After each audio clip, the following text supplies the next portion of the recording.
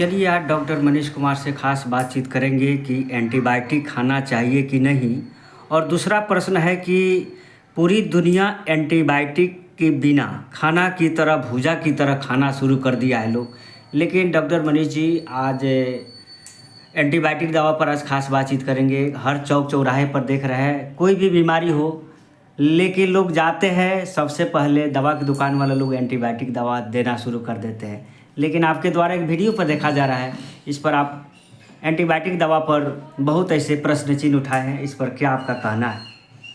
सबसे पहले आपके दर्शकों को नमस्कार। बात हम लोग हमेशा अवेयरनेस प्रोग्राम चलाते रहते हैं। मेरा एक संस्था है, ट्रस्ट है, आरोग्य चैरिटेबल ट्रस्ट, सब लोग जानता है। उससे हम लोग विभिन्न बीमारियों पर, विभिन्न स्वास्थ्य संबंधित पहलुओं पर हम लोग जागरूक अभियान चलाते रहते हैं। पूरी दुनिया अभी एंटीबायोटिक के यूज, अनवांटेड यूज के खिलाफ है। देखिए, हर दवा का इस्तेमाल होना चाहिए, लेकिन दवा का इस्तेमाल यदि आप बीमारी के लिए करते हैं तो वह दवा अमृत है, लेकिन उसी दवा को आप शौकिया तौर पे इस्तेमाल करते हैं तो वह आपका प्राण भी ले सकता है। क्योंकि अंग्रेजी एलोपैथ में चाहे कोई भी ऐसी दवा नहीं है जिसका साइड इफेक्ट नहीं है। अब हम लोग बात करेंगे कि एंटीबायोटिक रेजिस्टेंस डेवलप हो रहा है। अभी आप लोग पीछे कुछ दिन पहले के न्यूज़ में देखिए, पूरे विश्व में इसको लेकर चिंता का विषय बना हुआ है। 2019 का आंकड़ा है कि 50 लाख लोग एंटीबायोटिक के उपयोग, अनवांटेड उपयोग से उनके शरीर में बैक्टीरिया रेजिस्टेंस हुआ, मतलब एंटीबायोटिक रेजिस्टेंस हुआ, जिसके चलते उनकी जान चली गई।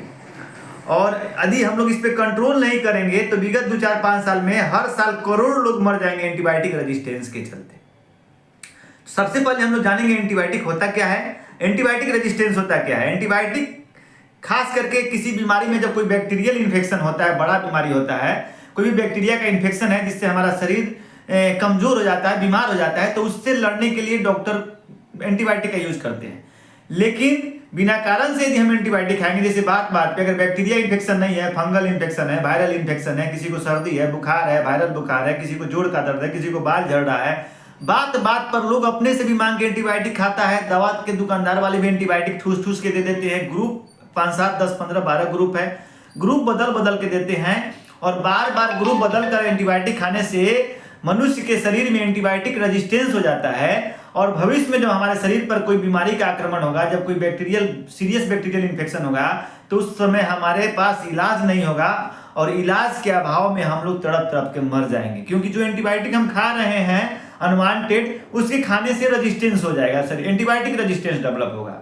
इसलिए एंटीबायोटिक खाना है, लेकिन डॉक्टरी सलाह से, प्रिस्क्रिप्शन से। यदि उस तरह का बीमारी है, डॉक्टर से दिखाइए, डॉक्टर से मिलिए। डॉक्टर अगर बताता है कि हाँ भाई आपको जरूरत है, तब आप खाइए। ऐसे किसी जगह से मांग कर, किसी के कहने से एंटीबायोटिक नहीं खाना है।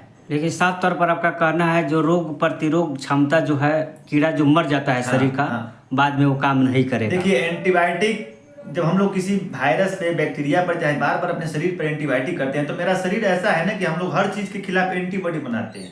कोई इन्फेक्शन भी आता है मेरे शरीर में, तो उसके खिलाफ हमारा शरीर एंटीबॉडी बनाता है, इम्यून सिस्टम हमारा मजबूत होता है। तो जब हम बार एंटीबायोटिक खाएंगे तो उस एंटीबायोटिक का रेजिस्टेंस हमको आदत हो जाएगा और वह एंटीबायोटिक हमारे बैक्टीरिया पर काम नहीं करेगा। तो एंटीबायोटिक, एंटीमाइक्रोबियल जब रेजिस्टेंस होगा, तो आपको जब कभी भविष्य में निमोनिया हुआ, चाहे कोई भी सीरियस इन्फेक्शन हुआ, ई कोलाई हुआ, चाहे कोई भी सेक्सुअल डिजीज हुआ, उस कंडीशन में, कोई ऑपरेशन में सेप्टिक इन्फेक्शन हुआ, कॉम्प्लिकेशन हुआ, उस कंडीशन में आपको वह दवा काम नहीं करेगा। और जब कोई दवा ही शरीर पे काम नहीं करेगा तो आदमी तड़प के मर जाएगा। बहुत शुभकामनाएं।